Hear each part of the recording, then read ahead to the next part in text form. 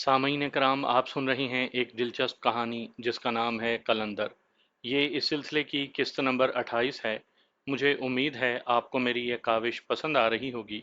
आपने अगर अभी तक मेरा चैनल कहानी घर सब्सक्राइब नहीं किया तो अभी मेरे चैनल को सब्सक्राइब करके बेल नोटिफिकेशन ऑन कर लीजिए ताकि आने वाली हर नई कहानी की इत्तला बर वक्त आप तक पहुंच सके। नवीन कुछ भी है, लेकिन ये खाका हमारे सामने एक हकीकत की तरह है। ये सब कैसे और क्यों हुआ, इस पर सोचने के बजाय ये ध्यान करना है कि अब हमें क्या करना होगा। वो तो हमें ज्ञानी साहब ने बताना है। वो अगर राब्ता नहीं करते तो फिर हमें कोई फैसला करना होगा। नवीन कौर ने सुकून से कहा। चलें देखते हैं वो कब राब्ता करते हैं और क्या कहते हैं। मैंने कंधे उचकाते हुए कहा तो मुस्कुराते हुए वो बोली, फिलहाल तो नाश्ता करें ना। मैं चली किचन में क्योंकि ये नाश्ता मुझे ही बनाना होगा। ये कहकर वो कमरे से बाहर निकलती चली गई। इंटरनेट ऑन था। मैंने अपना मेल बॉक्स खोला तो रोही से मेल आई हुई थी। मेरे लिए यही हिदायत थी कि अगर दोपहर तक ज्ञानी साहब राब्ता ना करें तो फिर मुझे एक नंबर पर फ़ोन करना था। और ये जगह जहां मैं इस वक्त था वो खतरे से खाली नहीं थी। मुझे यहाँ से जल्द अज जल्द निकल जाने का कहा गया था। मैंने वो नंबर अजबर किया, फिर सब कुछ साफ करके लैपटॉप बंद करके एक तरफ रखा और बेड पर लेट गया। नई इतला आ जाने पर जहां मैं पुरसकून हो गया था, वहां ये बेचैनी भी डर आई थी कि ये जगह खतरनाक है। ये कैसे खतरनाक है इसका मुझे इदराक नहीं था। लेकिन एक सवाल शिद्दत से मेरे जहन में गूंजने लगा। रोही वालों के हजार राब्ते होंगे, ना जाने कहाँ तक रसाई होगी, लेकिन उन्हें मेरी मौजूदा लोकेशन के बारे में कैसे इल्म है? क्या उन्होंने मुझ पर नज़र रखी हुई है या वो मुझे आजमा रहे हैं? क्या ये सब मेरे साथ ड्रामा हो रहा है? कोई ऐसा जरिया तो था जिससे वो मालूम कर लेते थे कि मैं कहाँ हूँ। ये एक ऐसा सवाल था जिसका जवाब मेरे पास नहीं था, लेकिन एक गिरह की मानिंद मेरे दिमाग में बैठ गया। जाहिर है वक्त के साथ ही इसका जवाब मिलना था।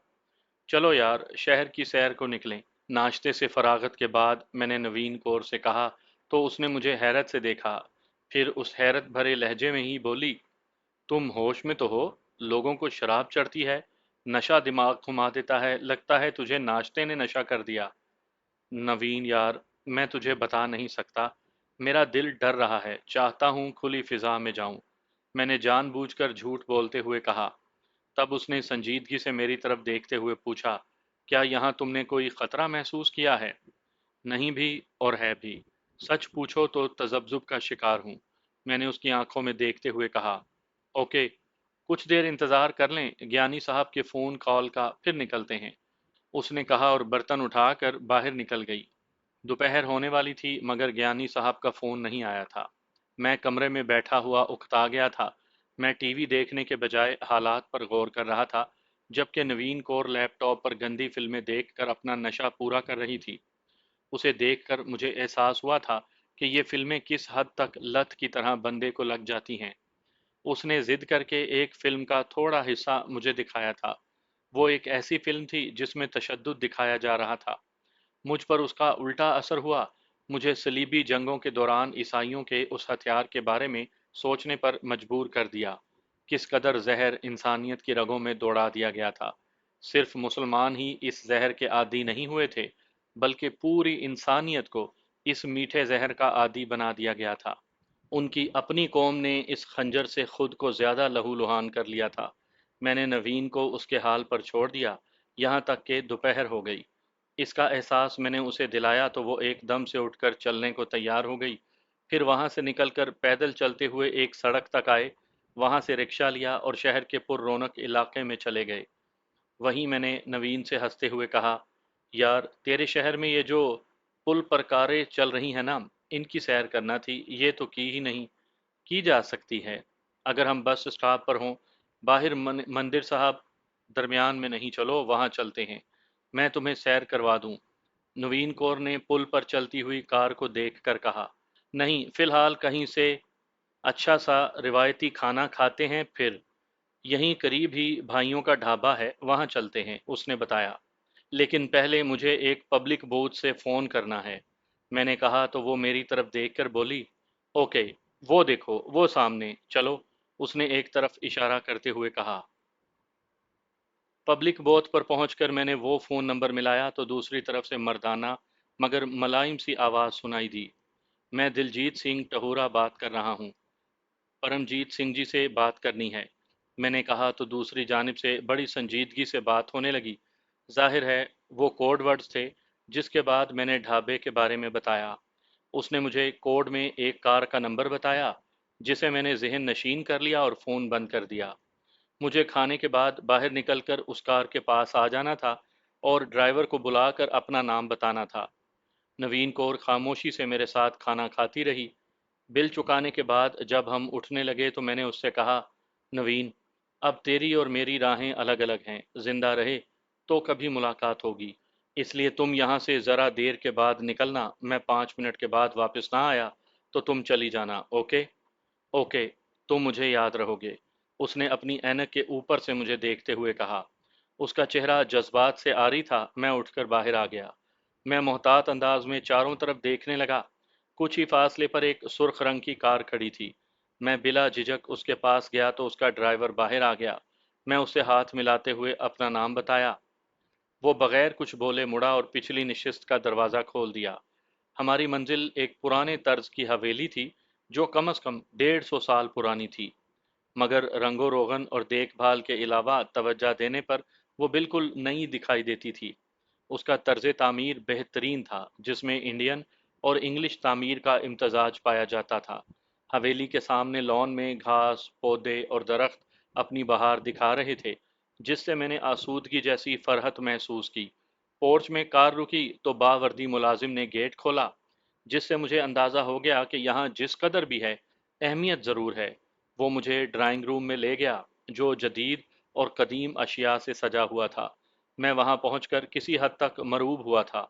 शायद उसकी तारीखी हैसियत थी या वहां से उस हवेली के मकीनों के बारे में इजहार हो रहा था। मैं वहां रुक गया। आइए, बावर्दी मुलाजिम ने मुझे अपने साथ चलने का इशारा करते हुए कहा। मैं उसके साथ आगे बढ़ता गया। कमरे से बाहर निकलकर दाएं हाथ में सीढ़ियां थीं। वो उन पर चढ़ता चला गया। मैं भी उसके पीछे दूसरी मंजिल पर आ गया।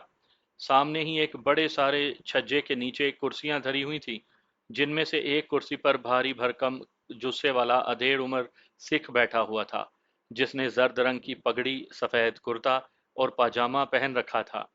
रिवायती करपाल की पट्टी का रंग नीला था। सफेद दाढ़ी, गहरी शरबती आंखें लिए वो मेरी जानिब ही देख रहा था। वो चंद लम्हे यूं ही देखता रहा, फिर दोनों हाथ जोड़ते हुए फतह बुलाई। सत श्री अकाल जी आयानु जी, जमाल आ बैठ। उसने एक कुर्सी की तरफ इशारा किया। बहुत शुक्रिया। ये कहते हुए मैं कुर्सी पर बैठ गया तो मुझे अपने साथ लाने वाला मुलाजिम वापस पलट गया। मुझे रतनदीप सिंह कहते हैं। तुम जब से यहाँ आए हो मुझे मालूम है। मदन लाल और रविंदर सिंह वाला मामला भी। खैर, तुम हमारे मेहमान हो, यहाँ रहो। उसने बड़े सुकून और ठहरे हुए लहजे में यूं कहा, जैसे ये वाकयात उसके लिए कुछ भी हैसियत ना रखते हों। बहुत खुशी हुई जी आपसे मिलकर। मेहमान बनाने पर देखें, मेहमान ने एक दिन जाना होता है। वो आता अपनी मर्जी से है, जाता मेज़बान की मर्जी से। कब तक मैंने कहना चाहा तो वो कदरे मुस्कुराकर बोला, ओए जमाल यार, तुझे आए 2 मिनट नहीं हुए और जाने की बात कर रहा है। बाकी तुम्हारी बात ठीक है, मेहमान ने जाना तो होता है, वो तुम्हें मैं बता दूंगा। लेकिन फिलहाल मेरी कुछ बातें सुन लो। जी फरमाएं। मैं मुतवज्जा हो गया। भारतीय खुफिया को ये तो मालूम है कि कोई बंदा है जो यहाँ अमृतसर से जालंधर तक कार्रवाइयाँ कर रहा है। कौन है, इस बारे में नहीं मालूम। जसपाल के बारे में खासी उलझन रही। उसे पहले ही दिन एजेंट समझ लिया गया और उस पर कड़ी निगाह रखी गई। जसपाल का मोहतात रवैया और रविंदर सिंह की गलत बयानियां उसने उलझन डाल दी। खैर, अब वो भी नहीं। जसपाल भी चला गया, लेकिन कहानी यहाँ ख़त्म नहीं हो जाती। जसपाल ने दोबारा आना है, लिहाजा उसकी वापसी की राह हमवार रहनी चाहिए। क्या आप भी वही सोच रहे हैं जो ज्ञानी साहब सोच रहे थे? मैंने पूछा। बहुत हद तक मामलात ज्ञानी देखता है, लेकिन असल फैसले कहीं और होते हैं। ये सोच उसकी अपनी नहीं, किसी मोतबर जगह की है। खैर, खुफिया को गलत राह पर डालने के लिए ही रात वाला ड्रामा किया गया, और आज जो कुछ अखबारात में है वो भारतीय खुफिया को गलत राह पर डालने के लिए है। ऐसा क्यों सरदार जी? मैंने पूछा। इसलिए जमाल कि उन्हें अपनी औकात का पता चलता रहे। मैं मानता हूँ उनके वसाइल बहुत हैं, कुव्वत भी ज़्यादा है, लेकिन लड़ते जज्बे हैं और काम हमेशा हौसला आता है। आग में छलांग लगाने के लिए जुर्रत चाहिए होती है। उसने इंतहाई जज्बाती अंदाज में कहा।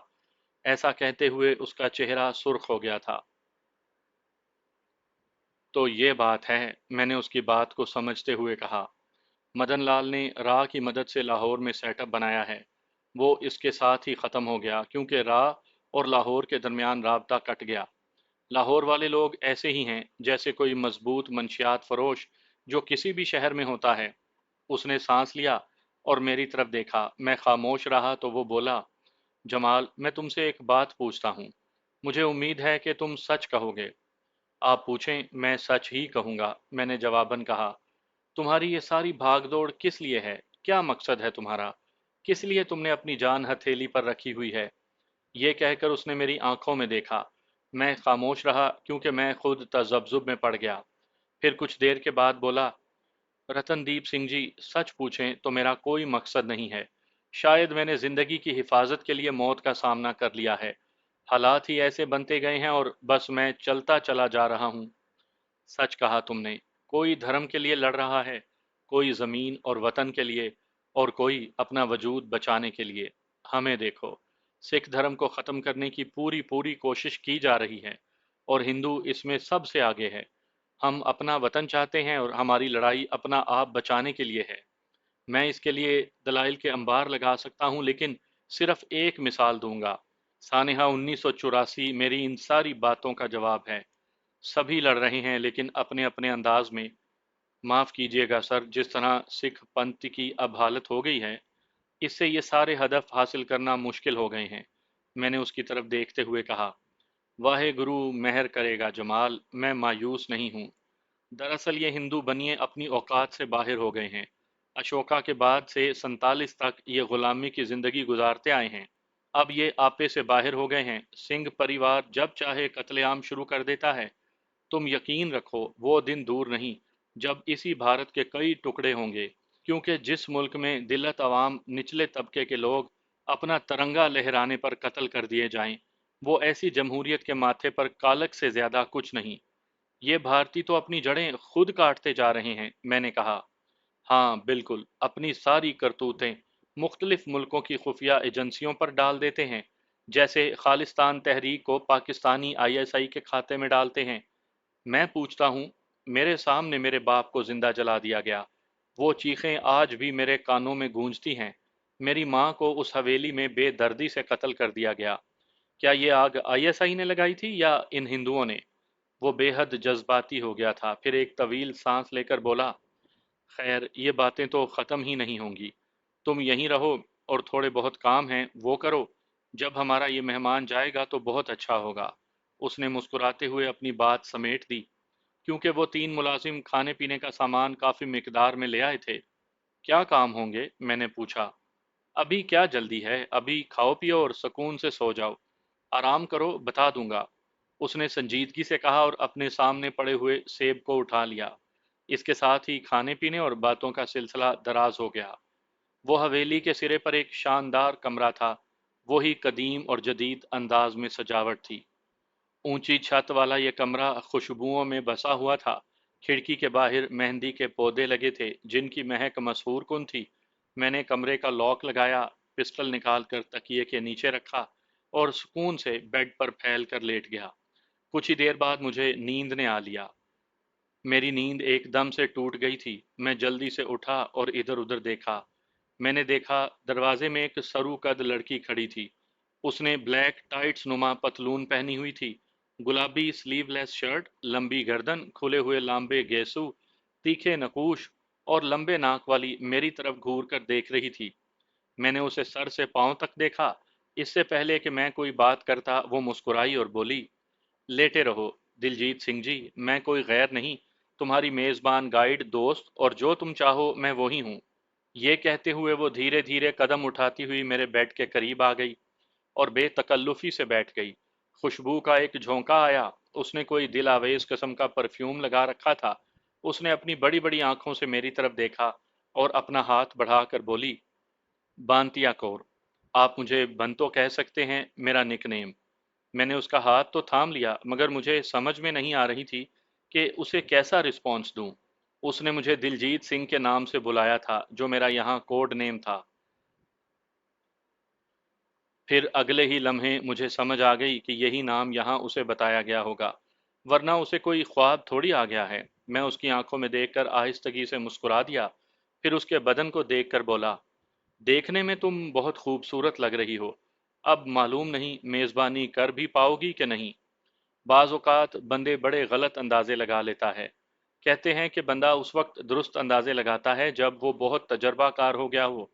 اگرچہ اس نے یہ بات بڑے تحمل سے اور مسکراتے ہوئے کہی تھی، لیکن مجھ پر طنز کیا تھا، جس کا مجھے قطعاً برا نہیں لگا، بلکہ ایک طرح سے فرحت محسوس ہوئی۔ میں ہنس دیا۔ چلیں اپنا اندازہ یقین میں بدل کے دیکھتے ہیں، ممکن ہے مجھے بھی ایسا ہی کوئی یقین کرنا پڑے۔ سننے اور دیکھنے میں بڑا فرق ہوتا ہے۔ اس نے گہری نگاہوں سے دیکھتے ہوئے کسی حد تک ہنستے ہوئے کہا، تو میں نے پوچھا، دروازہ تم نے کھولا یا پھر یہاں کے لوگوں نے؟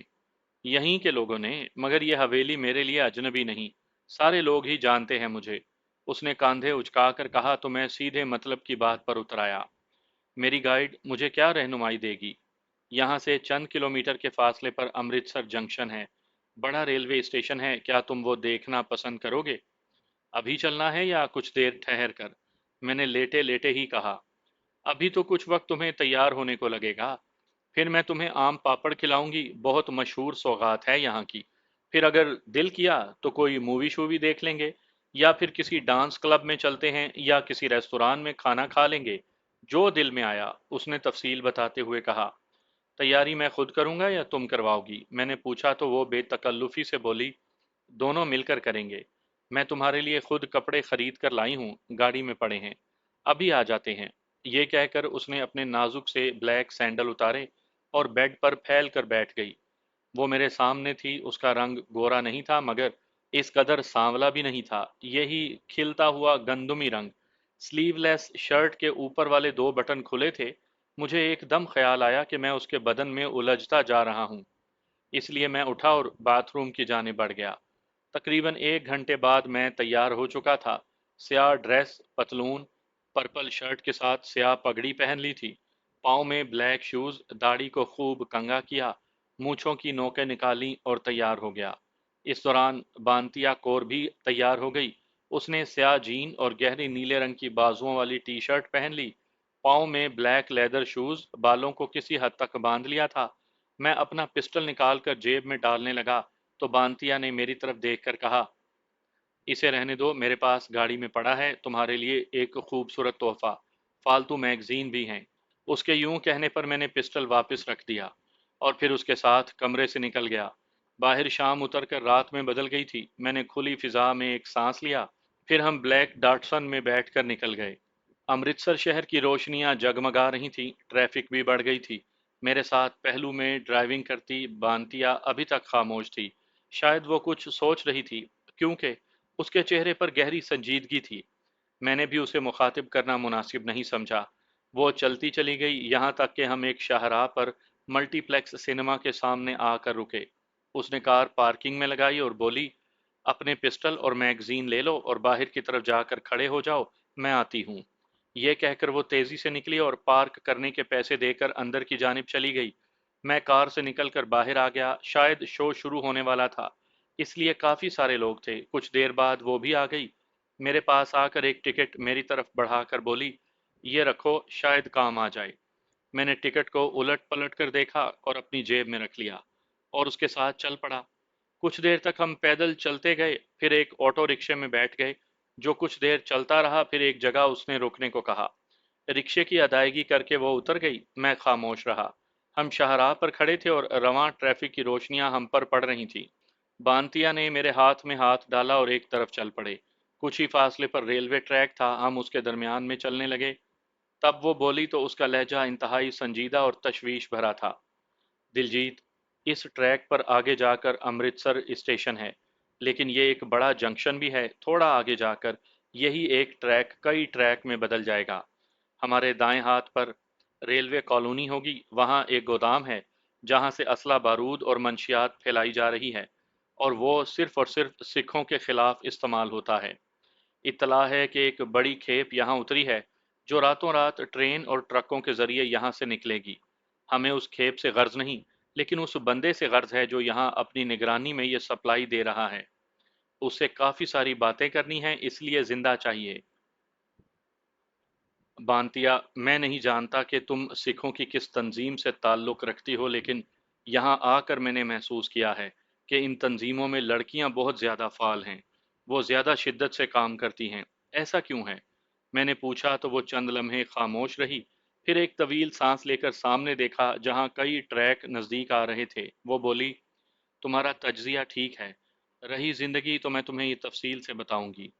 ये चंद अल्फाज में समझा देने वाली बात नहीं। ओके, जैसा तुम चाहो। मैंने कांधे उचकाते हुए कहा। मेरी तवज्जो भी उधर ही हो चुकी थी। कुछ देर के बाद हम वहां जा पहुंचे जहां से कुछ फासले पर खाली बोगियां खड़ी थीं। अगरचा वहां रोशनी थी, लेकिन एक तरफ बिल्कुल अंधेरा नहीं मगर मिलगुजी रोशनी थी जो छन कर आ रही थी। तभी बांतिया ने मुझे बाजू से पकड़कर रोका और मुझे लेकर अंधेरे की तरफ बढ़ गई। फिर सरगोशी में बोली, वो देखो, वो बोगियां हैं और उसमें सामान रखा जा रहा है। एक आदमी आ रहा है, वो देखो। ऐसा ही माल इन्होंने मुख्तलिफ शहरों की तरफ जाने वाली ट्रेनों में रखना है। बांतिया, तुमने कहा है कि यहाँ के निगरान बंदे को पकड़ना है। हमें वहां जाना है। यहाँ से उनका तमाशा क्यों दिखा रही हो? मेरा ख्याल है कि हम उस तक यूं ही नहीं पहुंच सकते। वो अपने सिक्योरिटी के बंदों के दरमियान वहां मौजूद होगा और शायद कॉलोनी में हम उसे पकड़ ना सकें। वहां से निकलने के कई रास्ते हैं। उसे यहाँ लाने का एक ही तरीका है। उसे बिल से बाहर लाने के लिए यहाँ कोई ना कोई हंगामा किया जाए। वो यहाँ ना भी हुआ तो यहाँ पहुंच जाएगा। उसने कहा। मैं चंद लम्हे सोचता रहा, फिर बोला, आओ, अब जैसे मैं कहूँ वैसा करना। मैं ये कहकर अंधेरे में बढ़ता गया। मैंने वहाँ का हर तरह से जायज़ा ले लिया। अगरचा रेलवे शेड में आने के लिए रास्ते मखसूस होते हैं, मगर लोग शॉर्टकट के लिए रास्ते बना लेते हैं। कॉलोनी से शेड तक आने में एक शॉर्टकट रास्ता बना हुआ था जो दरख्तों और पौधों के दरमियान में से था। छनती हुई रोशनी वहां पड़ रही थी। मैंने देखा एक शख्स वहां से सर पर पेटी लेकर निकलता और तेजी से बोगी की तरफ बढ़ता। वो पेटी वहां बोगी के दरवाजे पर रखता और वापस पलट जाता। इसी तरह दो तीन बंदे मेरे सामने से गुजर गए थे। लाजमी तौर पर बोगी में लोग मौजूद थे जो सामान को ठिकाने लगा रहे होंगे। उन बोगियों में बतेरे ऐसे चोर खाने होते हैं।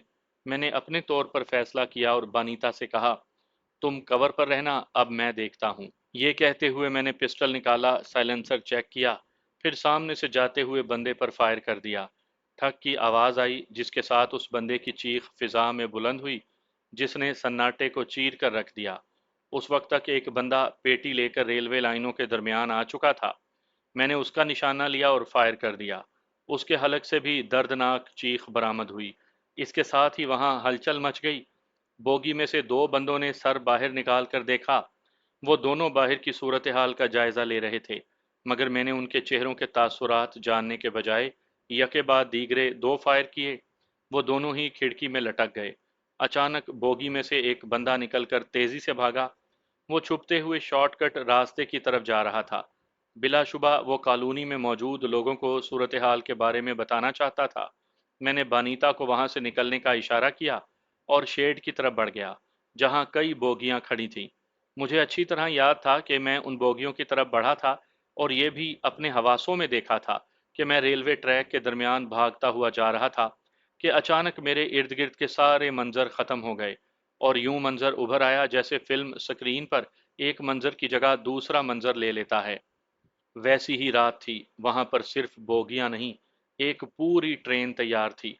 लोग उसमें भरे हुए थे, बहुत सारे छतों पर बैठे थे। इंजन से विसल बज रही थी कि अचानक शोर मच गया। प्लेटफॉर्म की दूसरी तरफ से सिखों का एक जत्था निकला। उनके हाथों में करपाने, बलम, लाठियां, तोड़ेदार बंदूकें, आग लगी हुई मशालें। वो जुनूनी अंदाज में रेलवे लाइनें पार करते हुए ट्रेन की जानिब बढ़ रहे थे। गालियों के शोर में जो बोले सो निहाल, सत श्री अकाल के नारे भी गूंज रहे थे। फिर अचानक वहशतनाक चीखें बुलंद होना शुरू हो गईं। कराहें, मौत का पैगाम लेती हुई दर्दनाक सदाएं, बैन रोने और कराहने का शोर, नारे, एक कयामत का मंजर मेरे सामने था। वहशी सिख दरिंदे उन मजलूमों को बेदर्दी से काट रहे थे। अचानक एक बच्चे को बोगी से बाहर फेंका गया। जिसे एक सिख बलवाई ने अपनी तलवार से हवा ही में दो टुकड़े कर दिया। मैंने वहशत, कराहत और बेबसी की इंतहा पर जोर से आंखें भींच लीं। चंद लम्हों बाद दोबारा आंखें खोलीं तो वो मंजर गायब था। अब वही मंजर मेरे सामने था। बोगियां, सन्नाटा और सन्नाटे को चीरती हुई वहशी जज्बात भरा मेरा दिल। जलियांवाला बाग के बाद ये दूसरा वाकया मेरे साथ हुआ था। उस वक्त मैं यही समझा था कि नवीन कौर कोई सफली इल्म जानती है, लेकिन अब तो वो मेरे नज़दीक नहीं थी। ज़रूर ये कुछ और ही मामला है। क्या है, मैं इस पर सोचना चाहता था, लेकिन उसी लम्हे बानीता ने मुझे झंझोड़ते हुए कहा, दिलजीत, क्या हुआ तुम्हें? तुम पसीने से शराबूर क्यों हो? वो सामने देखो। मैं उसके किसी सवाल का जवाब नहीं दे सका। मेरा दिल मेरी कनपटियों में बज रहा था और सामने 10-12 लोग तेजी से बोगी की जाने बढ़ रहे थे। उन सब के हाथ में असला था। वो दरमियान वाला लंबा सा सिख जिसने सुर्ख शर्ट पहन रखी है, वो चाहिए जिंदा। फिक्र ना करो, मैंने कहा, तो उसने चौंक कर मेरी जानिब देखा। शायद मेरा लहजा बदल गया था या वो मुझे पागल समझ रही थी।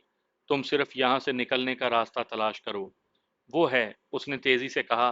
तो मैंने बोगी से यके बाद दीगरे फायर करना शुरू कर दिए। तभी उन्होंने बौखला कर गिरते हुए लोगों को देखा और फिर अंधाधुंध फायरिंग करना शुरू कर दी। मेरा मैगजीन खाली हो गया तो मैंने दूसरा बदल लिया। उन्हें समझ में नहीं आ रहा था कि फायर किधर से हो रहा है। उस शख्स के साथ जितने आए हुए लोग थे वो सारे ढेर हो गए थे। तभी उस बंदे का फोन बज उठा और मेरे करीब खड़ी बानीता ने उसे फोन मिलाया था। अगर मर्द के बच्चे हो तो यहीं रुक जाना, भागना नहीं। ओह, ये तुम हो बानीता, उसने भारी आवाज में यूं कहा जैसे वो उसे अच्छी तरह जानता हो। हाँ, मैंने आखिर तुम्हें बिल से निकाल लिया ना चूहे, उसने तंजिया लहजे में कहा। और तुम किसी खारिशजुदा कुतिया की तरह छुप कर भौंक रही हो। अपने पीछे कितने कुत्ते लगा कर लाई हो, या वो सारे हीजड़े हैं जो छुपे बैठे हैं? सिर्फ मैं हूँ हीजड़े, तेरी चुनौती पर आई हूँ। मैं तुम्हें चंद लम्हे देती हूँ, भाग सकते हो तो भाग जाओ और साबित कर दो कि हीजड़े तुम हो, हरामी की औलाद, वरना मैं तेरे सामने आ रही हूँ। ओह, आओ, तेरा दीदार जरूर करूंगा, आ जाओ। आज रात तेरे साथ ही सही, उसने घटिया अंदाज में कहा और इधर उधर देखने लगा। तभी बानीता ने फोन बंद किया और सरगोशी के से अंदाज में कहा, मैं निकलती हूँ, अगर वो फायर करे तो उसका असला जिंदा पकड़ना है। ओके, मैंने कहा और उसे निशाने पर रख लिया। लो, जा रही हूँ। ये कहकर वो बोगी से नीचे उतर गई। वो तेजी से आगे बढ़ गई, उनके दरमियान चंद फुट का फासला रह गया। तब उस नौजवान ने अपना पिस्टल अपनी पतलून की जेब में रख लिया। तभी बानीता ने भी वैसा ही किया। दोनों आमने सामने आ चुके थे। तभी वो नौजवान बढ़ा और उसे अपने शिकंजे में लेने के लिए लपका। बानीता ने जोर से घूंसा उसके मुंह पर दे मारा। इसके साथ ही उनमें फाइट शुरू हो गई। बिलाशुबा वो नौजवान फाइट में माहिर मालूम होता था। बानीता अगर बच रही थी तो सिर्फ अपने फुर्तीले बदन की वजह से। उसने जोर से खड़े हाथ बानीता के कंधों पर मारे, वो बैठ गई। तभी उसने नौजवान की टांगों के दरमियान अपना घुटना मारा। वो दोहरा हो गया। ये लम्हा उसने जाया नहीं जाने दिया और दोनों हाथ बांधकर उसकी गर्दन पर मारे। वो डकराता हुआ ट्रैक के दरमियान गिर गया। तभी उसने पिस्टल निकालकर उसके सर पर रख दिया। अब मेरा वहां पर बैठना फजूल था। मैं तेजी से उनके पास पहुंचा। मेरे अंदर जोश सर मार रहा था। चंद लम्हे पहले देखा हुआ मंजर मेरा खून खौला रहा था। मैंने जाते ही उसे कॉलर से पकड़कर उठाया और सर्द लहजे में पूछा, बाकी सारा शौक कहीं दूसरी जगह जाकर पूरा करेंगे? ये कहकर मैंने पूरी कुवत से अपनी कोहनी उसकी कनपटी पर दे मारी। वो अगले ही लम्हे साकित हो गया। मैंने उसे कांधे पर उठाया और सवालिया निगाहों से बानीता की तरफ देखा। वो एक तरफ चल पड़ी। तकरीबन 100 गज के फासले पर वो रेलवे लाइन के साथ एक तरफ उतर गई। वहां कूड़ा क्रिकेट का ढेर लगा था जिससे ताफुन उठ रहा था। उसके करीब ही एक 4 व्हील जीप खड़ी थी जिसमें 2-3 बंदे बैठे थे। मैंने उस नौजवान को उस जीप में फेंका तो वो चल पड़ी। नजरों से ओझल होते ही बानीता को जैसे होश आ गया। वो तेजी से बोली, चल अब निकलें। ये कहते हुए वो रेलवे ट्रैक की जानिब चल दी। मैं उसके साथ था। हम चंद कदम के फासले पर मौजूद ट्रैक के दरमियान आगे ही चलते चले गए। तभी हमें अपने पीछे भागते हुए कदमों की आवाज सुनाई दी। मैंने मुड़कर देखा। 8-10 लोग भागते हुए आ रहे थे। उन सब की निगाहें हम पर थीं। तभी बानीता की तेज आवाज सुनाई दी, दिलजीत, भागो। मैंने इस एक लम्हे में माहौल का जायजा लेकर फैसला कर लिया। और फिर भागते हुए रेलवे ट्रैक से बाहर निकल गया। रेलवे ट्रैक और सड़क के दरमियान जगह खाली थी। हम दोनों उस तरफ भाग निकले। हमारा ताक़ुब करने वाले लोग रुके नहीं, वो भी हमारे पीछे थे। मुझे ये अंदाज़ा ज़रूर हो गया था कि उनके पास असला नहीं, वरना अब तक वो हम पर फायर कर चुके होते। डराने, धमकाने या फिर खौफजदा करने के लिए ही सही, मैं एकदम से रुक गया। मैंने अपनी सांसों पर काबू पाते हुए आने वाले लोगों को देखा। बनीता आगे निकल गई थी। तभी मैंने बेबाक अंदाज में जोर से कहा, रुक जाओ। ये कहते हुए मैंने पिस्टल निकाल लिया। पिस्टल पर निगाह पड़ते ही वो सारे के सारे वहीं रुक गए। तभी मैं उनसे मुखातिब हुआ, पहली बात तो ये है कि हमें जाने दो और तुम लोग वापस पलट जाओ। दूसरी बात, जिसे ज़्यादा ही शौक है लड़ने का तो वो आगे आ जाए, मेरे हाथ में हाथ डाल ले, और अगर तुम सब ने मुझसे लड़ना है तो हम हथियार फेंक कर अपना जोर आजमा लेते हैं, बोलो। तभी एक अधेड़ उम्र तनोमंद शख्स ने ऊंची आवाज में कहा, असले के जोर पर तो हिजड़ा भी बकवास कर लेता है। तुम में दम है तो आ मेरे साथ पंजा लड़ा।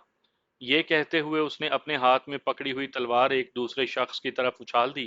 तभी मैंने भी पिस्टल बनीता की तरफ उछाल दिया, जिसे उसने कैच कर लिया। हम दोनों ही चंद कदम आगे बढ़कर एक दूसरे के सामने आ चुके थे। उसकी सुर्ख आंखें मेरे चेहरे पर गड़ी हुई थीं। अचानक उसने झुकाई दी और मेरी पसली में घूंसा मार दिया। इसके साथ ही मेरे जबड़े पर हाथ पड़ा। मैं एकदम से घूम गया। मुझे ये याद ही नहीं रहा कि मैंने दस्तार बांधी हुई है। मेरे सामने एक सिख था। उसने पूरे जोश में पुकारा, जो बोले सो निहाल। इसके साथ ही बाकी लोगों ने आओ देखा ना ताओ मुझ पर पल पड़ने के लिए बढ़े। एक तरफ जहां मेरे जहन में आई कि बानीता भी सिख है, वो सिख ही की मदद करेगी, लेकिन मेरी निगाहों के सामने चंद लम्हे पहले का मंजर फिर गया। एकदम से मौत की तरफ ले जाती दर्द भरी कराहें गूंज गईं। टुकड़े होते बच्चे का ख्याल आया। तो फिर मुझे कुछ याद नहीं रहा। मैंने पूरी कुवत से दोनों हाथ बांधे और उसकी ठोड़ी पर मारे। वो ऊख की आवाज के साथ उछला और दूर जा गिरा। तब तक बानीता ने फायर कर दिया था। बाकी वहीं रुक गए। मुझ पर जनून सवार हो गया। उस बेगैरत ने इसे मजहबी लड़ाई बना देना चाहा था। मैंने जाते ही पाँव की ठोकर उसके मुंह पर दे मारी और उसका नाक कुचल दिया। वो डकारता हुआ उठने की कोशिश करने लगा तो मैंने उसे गर्दन से पकड़ लिया, फिर एक जोरदार टक्कर उसके मुंह पर मारी। वो नीम पागल सा हो गया। मैंने उसे एक लम्हे का भी मौका नहीं दिया और ताबड़तोड़ मुक्के उसके मुंह पर मारे। वो बेहोश होने लगा। शायद किसी की चीख बुलंद हुई थी, लेकिन इसके साथ ही मैंने उसकी गर्दन अपनी बगल में ली और दोनों हाथों से मरोड़ दी।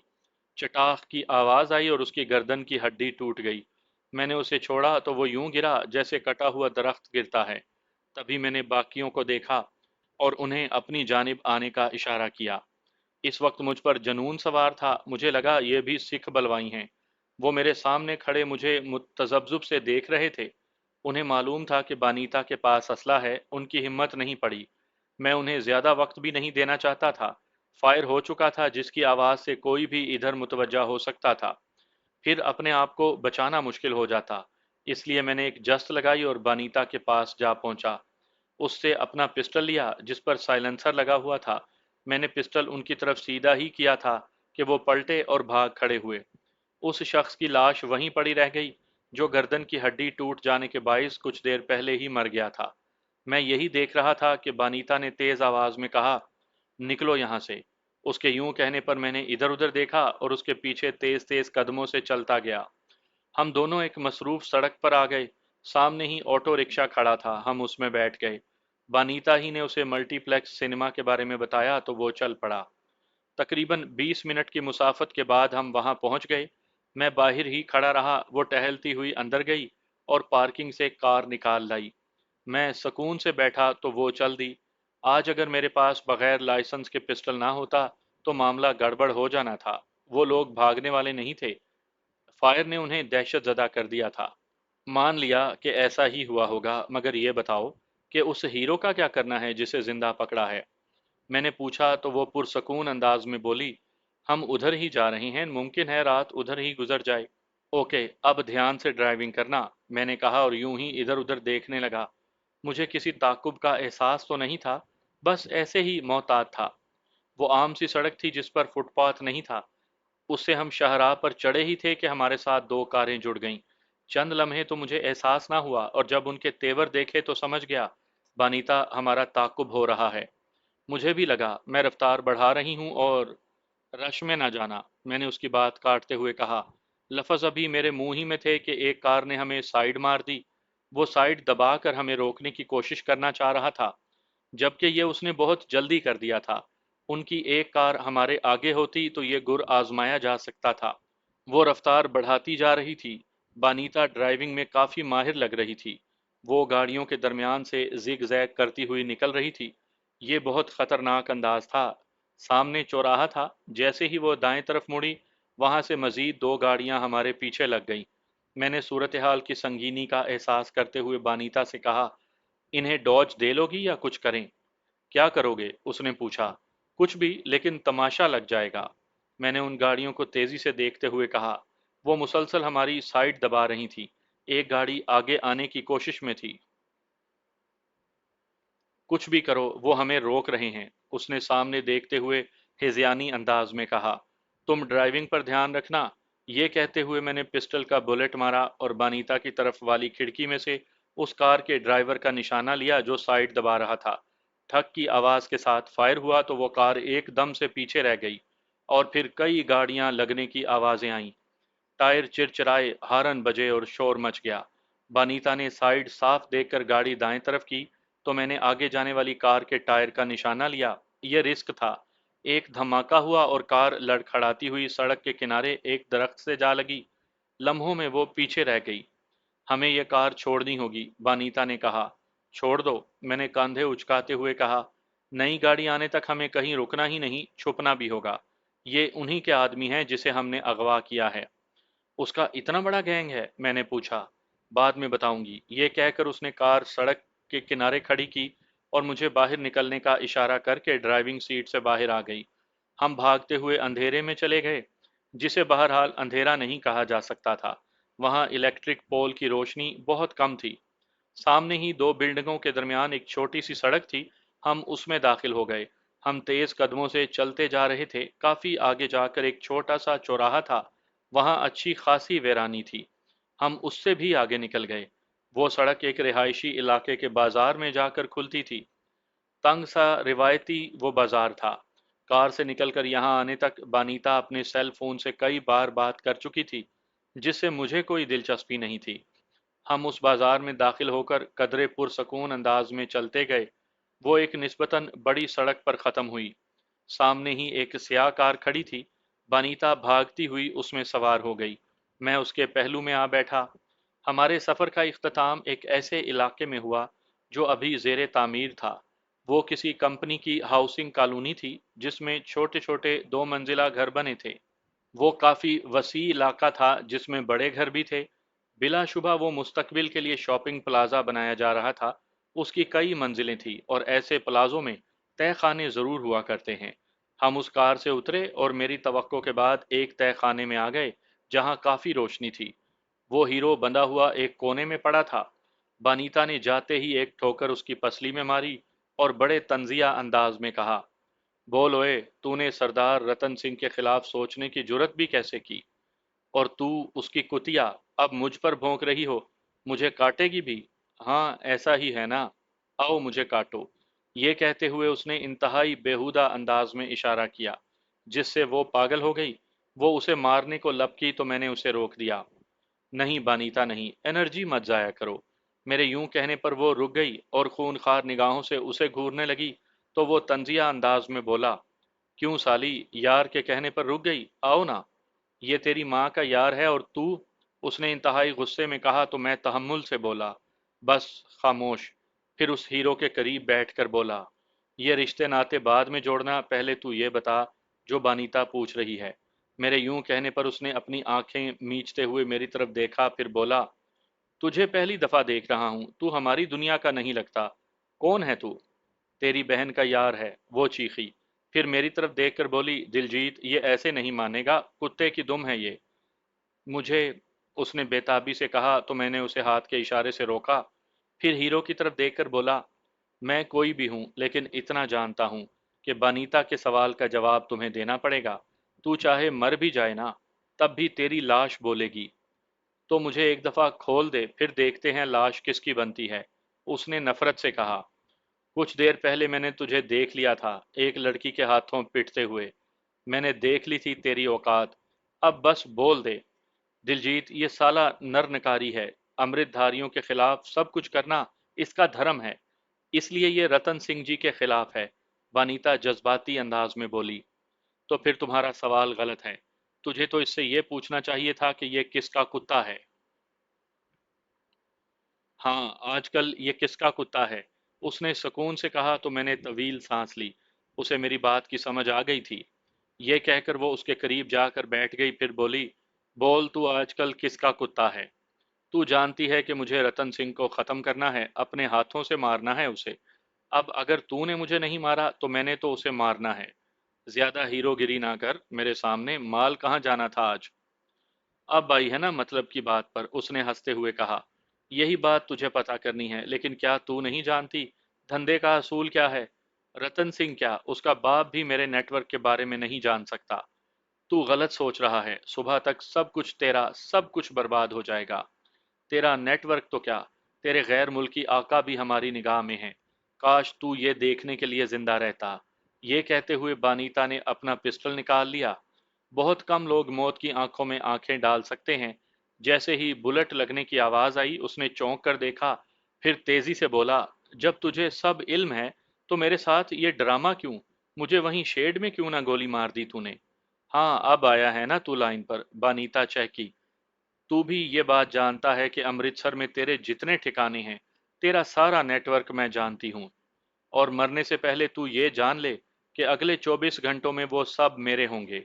तेरा वो असला, तेरी वो मंशियात हमारे लोगों पर इस्तेमाल होने वाली थी, अब वो तुम्हारे लोगों पर होगी। ये सिर्फ तेरी बकवास है, वहां लोग चूड़ियां पहनकर नहीं बैठे। वो इंतहाई गुस्से और बेबसी के आलम में यूं बोला जैसे इस बात का उसे बहुत दुख हुआ हो। हाय, काश तुम ये देखने के लिए जिंदा होते। खैर, उस पूरे इलाके में अगर राज होगा तो सिर्फ सरदार रतन सिंह जी का। और फिर तेरे जैसे नर नकारी सांप तो वैसे ही बड़े शौक से मैं मारती हूँ। अब सुन, मैंने जो पूछना है अगर तू आराम से बता देगा तो फिर तुझे मौत बड़ी सुकून की मिलेगी। बस एक फायर और तू पार। नहीं बताएगा तो तेरा रेशा रेशा बोलेगा। बहुत अजियत दूंगी। ये कहते हुए बानीता ने उसके बाल पकड़ लिए और उन्हें झंझोड़ते हुए बोली, बोल तेरा वो गैर मुल्की आका कौन है। थाईलैंड के शहर पताया में लोबेस्टर होटल के कमरे में क्या डील हुई। ये सवाल करते हुए गुस्से की शिद्दत से बानीता की आवाज फट गई। तब वो हैरत की इंतहा पर उसे देखते हुए बोला, तुम उसके बारे में क्या जानती हो। अपनी आज़ादी की जंग घर बैठकर नहीं लड़ी जाती, आंखें और कान खुले रखने पड़ते हैं।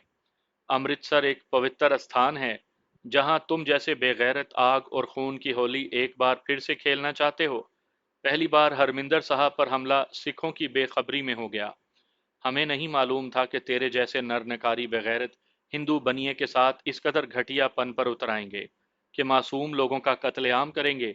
अब नहीं, अब हम जाग रहे हैं। बोलो, बोलो वरना। ये कहते हुए उसने पूरी कुवत से घूंसा उसके सीने पर दे मारा। वो खांसने लगा। निकाल इस सीने में जो कुछ है, निकाल। वो जुनूनी अंदाज में बोली और दो चार घूंसे फिर मार दिए। तभी वो खांसते हुए बोला, तू अगर अपने लिए इतना जज्बाती हो सकती है तो फिर मैं क्यों नहीं। तू दे अजियत, मैं बर्दाश्त कर लूंगा। उसने दांत भींचते हुए बानीता की तरफ देखकर कहा। यही वो लम्हा था जब मैंने आगे बढ़कर कहा, बानीता तुम जाओ और जाकर अपने ऑपरेशन को देखो। लोग इसके ठिकानों पर पहुंच चुके होंगे। इस पर वक्त जाया ना करो। ये तो सारी रात बातें करता रहेगा, मैं देखता हूं इसे। मेरे यूं कहने पर बानीता ने कहा, तुम्हारे पास सिर्फ 5 मिनट हैं। ठीक कहते हो तुम, इसे ज्यादा वक्त नहीं देना। मैंने पिंडली से बंधा खंजर निकाला और उसके सीने पर एक लकीर खींच दी। खून की धार से खंजर की नोक लुथड़ गई। वो दर्दनाक अंदाज में चीखा, मुझे मार दो, मार दो मुझे। वक्त गुजर गया है, मैंने उसकी आंखों में देखते हुए कहा। फिर खंजर की नोक उसके गाल में चबो दी। वो तड़पने लगा। चंद लम्हे इसी तरह खंजर रहने दिया, फिर निकाल कर दूसरे गाल में पेवस्त कर दिया। टुकड़े कर दो इस बहन। बानीता ने गुस्से में गलीज गाली दी तो वो चीख उठा। वो बैंकॉक का असला डीलर था, अमेरिका से आया है ये असला। इसमें राह मुलविस है। इतनी बड़ी खेप क्यों आई है, मैंने पूछा। सिख तंजीमों के वो लोग मारने हैं जो शिद्दत पसंद हैं। اس نے پوری قوت لگا کر کہا، آزادی کے متوالے کہو اوئے بغیرت۔ وہ جنونی انداز میں چیخی اور اس کی ٹانگوں پر فائر کر دیا۔ اس کی چیخیں حلق میں اٹک کر رہ گئیں۔ وہ بے ہوش ہو گیا۔ تبھی اس نے پسٹل کی نال سیدھی کی اور فائر کر دیا۔ وہ ایک ہچکی لے کر اس جہان سے کوچ کر گیا۔ ابھی اس سے مزید میں نے کہنا چاہا تو وہ میری بات کاٹتے ہوئے بولی، سارا پتہ ہے، بس تصدیق چاہیے تھی کہ راہ ملوث ہے کہ نہیں۔ یہ کہہ کر اس نے وہاں موجود دونوں بندوں سے لاش غائب کرنے کا اشارہ کیا اور تہہ خانے سے نکل گئی۔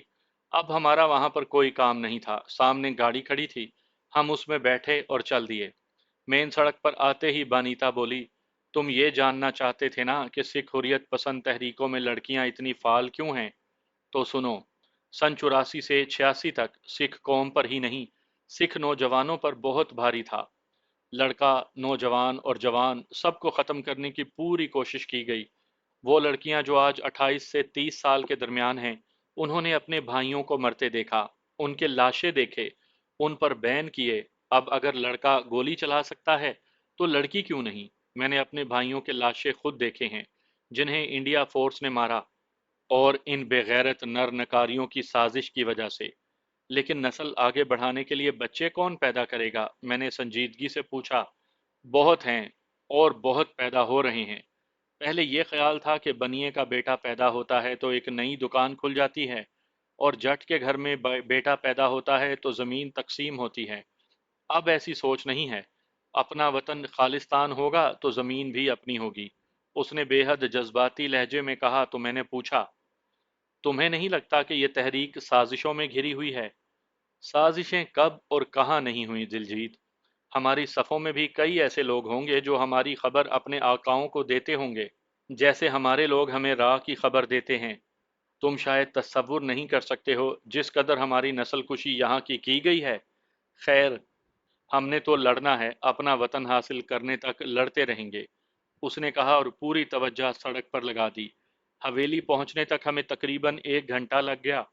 ایک تو فاصلہ تھا، دوسرا اس وقت ٹریفک اچھی خاصی تھی، جو پرانے شہر میں ہی زیادہ تھی۔ پورچ میں گاڑی رکتے ہی وہ بولی، دلجیت تم چلو اپنے کمرے میں وہیں آتی ہوں، تم فریش ہو جاؤ اس وقت تک، اس نے کہا اور اپنا سیل فون نکالتی ہوئی آگے بڑھ گئی۔ اس وقت تک میں فریش ہو کر بیڈ پر پڑا ٹی وی دیکھ رہا تھا۔ وہاں پر کسی قسم کی کوئی خبر نہیں تھی۔ اب یہ ممکن تو نہیں تھا کہ پولیس یا دیگر فورسز کو معلوم نہ ہو۔ ریلوے شیڈ میں اتنا بڑا ہنگامہ چھپ نہیں سکتا تھا۔ میں یہی سوچ رہا تھا جبکہ میری نگاہیں ٹی وی سکرین پر تھیں کہ بانیتا اندر داخل ہوئی۔ اس نے سلیو لیس ٹی شرٹ کے ساتھ شارٹس پہن رکھے تھے، پاؤں میں بلیک کلر کی ہلکی سی چپل تھی۔ یوں لگ رہا تھا کہ جیسے یہ لڑکی بیڈ پر پڑے پڑے تھک گئی ہے اور اکتاہٹ دور کرنے کے لیے اٹھ کر آ گئی ہے۔ وہ بڑے بے تکلفی سے میرے ساتھ بیڈ پر آ کر بیٹھ گئی تو میں نے اپنی سوچ کا اظہار کر دیا۔